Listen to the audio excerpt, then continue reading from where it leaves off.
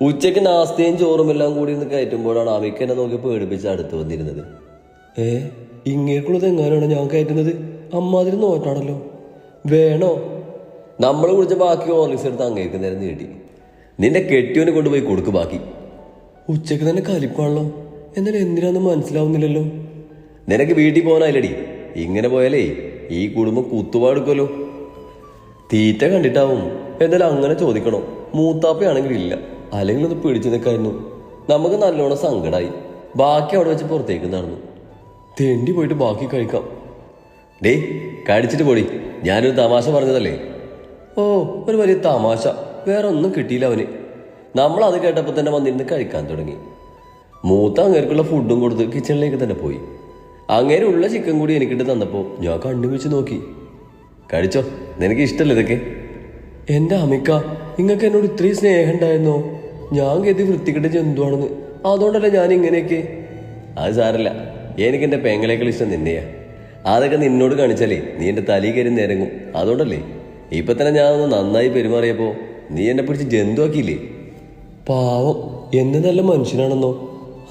ഞാൻ വെറുതെ തെറ്റിദ്ധരിച്ചു. നിങ്ങൾ ഞാൻ വന്നപ്പോൾ തൊട്ട് കലിപ്പല്ലായിരുന്നോ? ഇത്രയും സ്നേഹം ഉണ്ടെങ്കിൽ എന്നോടൊരു വാക്ക് പറയായിരുന്നു. വന്നപ്പോൾ തൊട്ട് കലിപ്പായതുകൊണ്ട് ഞാൻ നിങ്ങളുടെ ഡ്രസ്സൊക്കെ എടുത്ത് മൂക്ക് തുടച്ചു. സ്പ്രേ ബോട്ടിൽ വെറുതെ ഞെക്കിക്കളഞ്ഞു. പിന്നെ അന്ന് വീഴ്ത്താൻ നോക്കി. പിന്നെ നിങ്ങളാണെന്ന് കരുതാൻ വേണ്ടി ഞാൻ ആ നഴ്സിനെ തോണ്ടി. ഇപ്പോഴല്ലേ നല്ല ആളാമിക്കെന്ന് മനസ്സിലായത്. ഡേ നിന്നെന്ന് ഞാൻ എന്ന് പറഞ്ഞ് മൂപ്പര് ചവിട്ടി തുള്ളി എണീറ്റ് എന്നെ പിടിച്ച് തല്ലാൻ പോയതും ഞാൻ ഇറങ്ങി ഓടി. കാലമാണ് നന്നായിട്ടൊന്നുമില്ല. ഓടിപ്പുറത്തേക്ക് ചെന്നതും അങ്ങേര് പിന്നാലെ വന്നു. എൻ്റെ പുക കണ്ടേ അവൻ അടങ്ങും. അവളെ മുന്നിൽ നീ എന്നെ മോശം കാണിച്ചല്ലേ, നിന്നെ ഞാനിത് കൊല്ലൊടി. ഞാൻ ആ വീട് മൊത്തം 3-4 തവണ ചുറ്റി. എന്നല്ലാതെ അങ്ങേര് പോയില്ല. ഈ ഓട്ടം ഒളിമ്പിക്സിൽ ഓടിയിരുന്നെങ്കിൽ ഞാൻ മാത്രമേ ജയിക്കൂ. 5-6 തവണ വീണ്ടും ചുറ്റി നമ്മളൊരു വഴിയായിരുന്നു. നിൽക്കുന്ന നമ്മളെ പാപ്പച്ചി കണ്ടവള ഒന്നും നോക്കിയില്ല. അങ്ങേരെ പിന്നിപ്പോയി നിന്നു. വേണമെങ്കിൽ ഇങ്ങേരെ ഇടിച്ചെന്ന പോലെ ബാപ്പച്ചനെ പിടിച്ച് മുന്നിൽ നിർത്തി കൊടുത്തു. കുഞ്ഞിപ്പം ഇങ്ങോട്ട് മാറിന്നേ, ഇന്നിവിടെ അന്ത്യ. അതുകൂടി കേട്ടതോടെ ഞാൻ എന്നെ അന്ത്യ ഉറപ്പിച്ചു. ബാപ്പച്ചി എന്നെ കൊടുക്കല്ലേ, ഞാൻ കൊല്ലു. നിൽക്ക് മോനെ, ഇവളെന്താ ചെയ്തെന്ന് പറ, എന്നിട്ട് തീരുമാനിക്കാം. എല്ലാം കൂടെ കേട്ട് കഴിയുമ്പോൾ എൻ്റെ അവസ്ഥ എന്താവും എന്തോ. അത് കേട്ടതും അങ്ങേര് കാലിപ്പിൽ എന്നെ നോക്കി. മോളെ ഇനിയെങ്കിലും അടക്കം ഒതുക്കം പഠിപ്പിക്കാൻ നോക്ക്, അല്ലെങ്കിൽ മിക്കവാറും എൻ്റെ കൈ കൊണ്ട് തന്നെ ആവും അന്ത്യം. അതും പറഞ്ഞ് മൂപ്പരകത്തേക്കൊരു പോക്ക്. ഞാൻ ജീവൻ കിട്ടിയ ആശ്വാസം കൊണ്ട് നെഞ്ചിൽ കഴിച്ച് സമാധാനിച്ചു. പക്ഷേ 3 നമ്മളെ നോക്കുന്നത് കണ്ട് എല്ലാം അങ്ങ് പോയി. ബാപ്പച്ചി, ഉമ്മച്ചി, പിന്നെ ആ പോയ മുതലില്ലേ അവൻ്റെ ഒരേ ഒരു പെങ്ങള് അമ്മിക്കുട്ടി എന്നെ പെങ്ങളെ സ്ഥാനത്ത് നിന്ന് ഒഴിവാക്കി. അത് ആരോഗ്യത്തിന് നല്ലത്. നീ എന്താടി അവനെ ചെയ്തത്? ബാപ്പച്ചെന്നെ തുറച്ചു നോക്കിക്കൊണ്ട് ചോദിച്ചു. അത് ഞാൻ അമ്മിക്കയുടെ ചിക്കൻ പീസ് എടുത്ത് കഴിച്ചു. അതിനാണോ ഇവ നിന്നെ എങ്ങനെ ഓടിച്ചത്? അതെ ബാപ്പച്ചി, എന്നാലും അമ്മിക്കക്ക് പോട്ടേന്ന് വെച്ചൂടെ? എനിക്ക് വിശന്നോണ്ടല്ലേ. നിങ്ങളെ കൂടെ ഞാനും വരുന്നു. ഞാനിവിടെ പാട്ടിന് കിടന്ന് ചാകും. മോന്ത കണ്ടാലറിയാം ആരും വിശ്വസിച്ചില്ലെന്ന്. ചിക്കൻ നിന്ന് കൈ കഴുകാതെയുള്ള ഓട്ടായതുകൊണ്ട് കൈയാണെങ്കിൽ കണ്ണു തട്ടി വെള്ളം വന്നു. അതോടെ എല്ലാവരും ഫ്ലാറ്റ്. ശരിക്കും അതിന് തന്നെയാണോ നിന്റെ അമ്മയ്ക്ക് ഓടിച്ചത്? അമ്മയ്ക്ക് പിന്നെ നമ്മളെ നല്ല വിശ്വാസമുണ്ട്. വീണ്ടും അവൾ നല്ലോണം ഞാൻ ഒഴിഞ്ഞു നോക്കി ചോദിച്ചു. ശരിക്കും ആന്നേ. എന്നാൽ ഇങ്ങനെ ഉണ്ടൊരു തീറ്റക്കൊതിയന്. ഇതിൻ്റെ കൂടെയൊക്കെ എങ്ങനെ ജീവിക്കുന്നു? ഞാൻ അകത്തേക്ക് കയറിക്കൊണ്ട് പറഞ്ഞു. മൂത്താപ്പ് കൂടി വന്നപ്പോഴാ പിന്നെ നമ്മൾ മുറിയിൽ നിന്ന് ഇറങ്ങിയത്. അല്ലെങ്കിൽ ആ കാലമാണ് കൊല്ലുപോയി. ഫുഡ് കഴിക്കാനിരുന്നപ്പോൾ വീണ്ടും എന്നെ അവൻ തുറച്ചു നോക്കി മുന്നിലിരുന്നു. 3 പേരേക്ക് ബാക്കി 3 അവനെ നോക്കിയത്. എന്നാൽ ഒരു ചിക്കന് വേണ്ടി ഇങ്ങനെ കൂടിക്കണമെന്ന് പോലെയാണ്. നമ്മളാണെങ്കിൽ എല്ലാവരുള്ള ധൈര്യം കൊണ്ട് അങ്ങോട്ട് പുച്ഛിച്ചു വിട്ടു. അവർ നല്ല കൂട്ടരാ. ഞാനൊന്ന് നന്നായി അന്വേഷിച്ചു നോക്കി. നാട്ടിൽ തന്നെ ആയതുകൊണ്ട് പലർക്കും അറിയാം. എല്ലാവർക്കും നല്ല അഭിപ്രായ, നല്ല കുടുംബം. പിന്നെ ചെക്കൻ ഗൾഫിൽ നിന്ന് ഇപ്പം ലീവിന് വന്നിട്ടുണ്ട്. പഠിച്ചോനെ, ഇതൊരു കല്യാണാലോചനയാണല്ലോ. എനിക്കാണോ? എന്നാൽ ആരാവും? അങ്ങനെ എനിക്ക് ചെക്കനായില്ലേ. ഞാൻ എല്ലാവരെയും നോക്കുന്ന പുഞ്ചിരിച്ചെങ്കിലും നമ്മളാരും മൈൻഡില്ലെന്നേ. ഇവളെ കണ്ടിട്ട് വന്ന സ്ഥിതിക്ക് ഇഷ്ടാവും. എന്നാലും കുടുംബം മാത്രം നോക്കിയാൽ പോരല്ലോ, ചെക്കൻ്റെ സ്വഭാവം കൂടി നോക്കണ്ടേ. മൂത്ത പലരിൽ സ്നേഹമുള്ള ആളാ. സ്വഭാവം ശരിയില്ലെങ്കിൽ എന്നെ തല്ലിക്കൊല്ലെന്ന് കരുതിയാവും. എന്നാലും നാട്ടിലാണെന്ന് പറയുമ്പോൾ ആരാവും? അതൊക്കെ ഞാൻ അന്വേഷിച്ചു. ചെക്കൻ്റെ സ്വഭാവം പോലത്തെ ഒന്നും നാട്ടിൽ കാണില്ല. സ്മോക്ക് പോലും ചെയ്യില്ലെന്നാ കേട്ടത്. നാശിപ്പിച്ച്. എനിക്ക് സ്മോക്ക് ചെയ്യുന്ന ചെക്കനെ മതി. അല്ല പാപ്പച്ചി, സ്മോക്ക് ചെയ്യുന്ന ആളൊക്കെ മോശമാണോ? അങ്ങനെയെങ്കിൽ ആദ്യം പിടിച്ച് പുറത്താക്കേണ്ടത്. അതിനു മുന്നേ എൻ്റെ കാലം ആരുടെ ടിപ്പൻ്റെ കീഴിലായിരുന്നു. ബാക്കി നമ്മൾ അണ്ണാക്കി തന്നെ കുഴിച്ചു മൂടി. അല്ലെങ്കിൽ എന്നെ മൂടേണ്ടി വന്നേനെ. നിന്നോട് ആരും അഭിപ്രായം ചോദിച്ചില്ല. സമയമാകുമ്പോൾ ചോദിക്കും. ആവശ്യം ഉള്ളിടത്തും ഇല്ലാത്തടത്തും ഒക്കെ കയറി അഭിപ്രായം പറഞ്ഞോളൂ.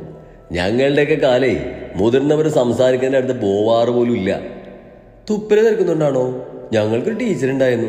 ആ പീരീഡേ മുൻബെഞ്ച് കാലിയ. ഇതുപോലെ തുപ്പ് തെറിക്കുന്നോണ്ടാ. ഓ എന്റെ പടച്ചോനെ, ഇതിനോട് സംസാരിക്കാൻ നിന്നാലേ എനിക്ക് പട്ടാവും. ഒന്ന് വാടിച്ച് പിടിച്ച് വലത് കഴിച്ച് എണീറ്റ് പോടി.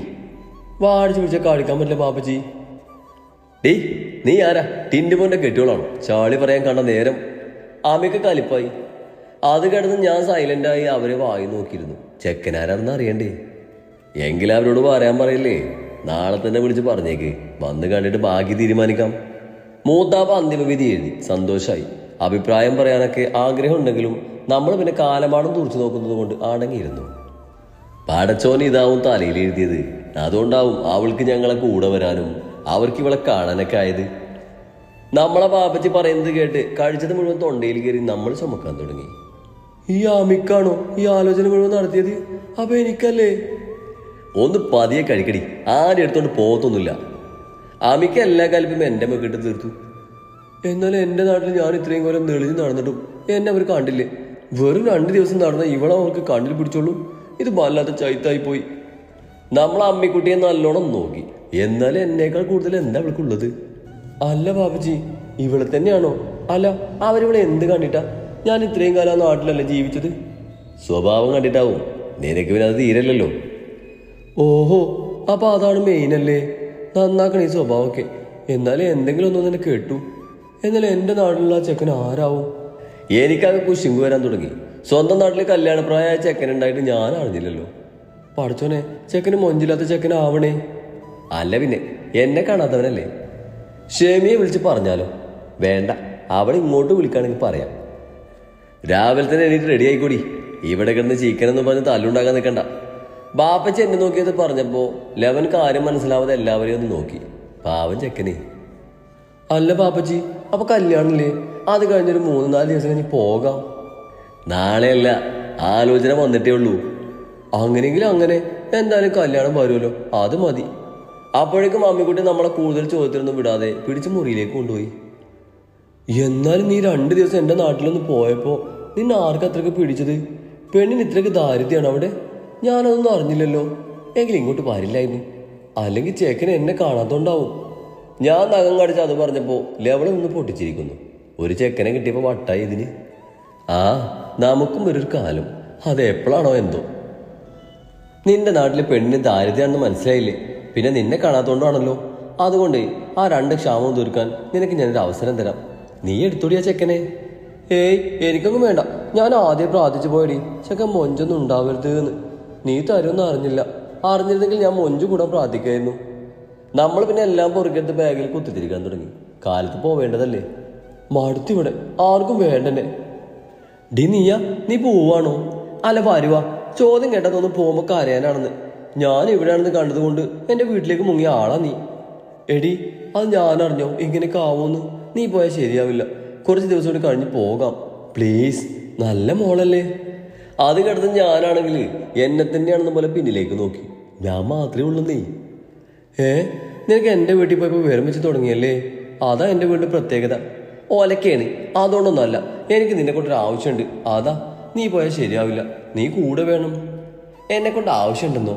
ഓ, ഞാനൊക്കെ വലിയ ആളായല്ലേ. നിനക്കെങ്കിലും എന്നെ മനസ്സിലായല്ലോ. ഞാൻ ധന്യായി. നീയല്ലേ? വിവരം എൻ്റെ അത്ര ഇല്ലെന്നേ.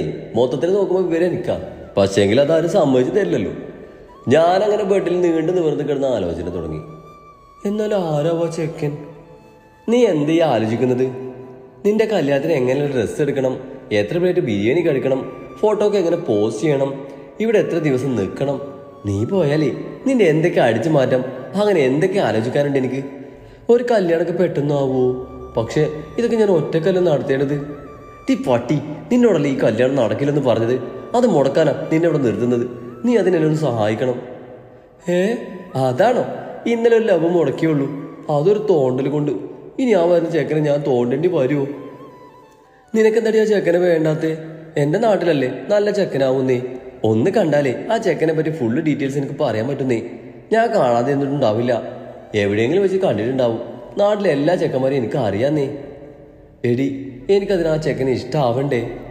ആ ചെക്കൻ എന്തൊരു കുറവ്? നല്ല ചെക്കനാവുന്നല്ലേ പറഞ്ഞത്. പിന്നെ ഞാൻ പ്രാർത്ഥിച്ചു എന്നുള്ളത് നേരാ. പിന്നെ പഠിച്ചോ, ഞാൻ ചോദിക്കാൻ നിൽക്കല്ലേ തരാൻ. മൊഞ്ചുണ്ടാവും നീ. എടി എനിക്ക് വേറൊരാളെ ഇഷ്ടമാണ്.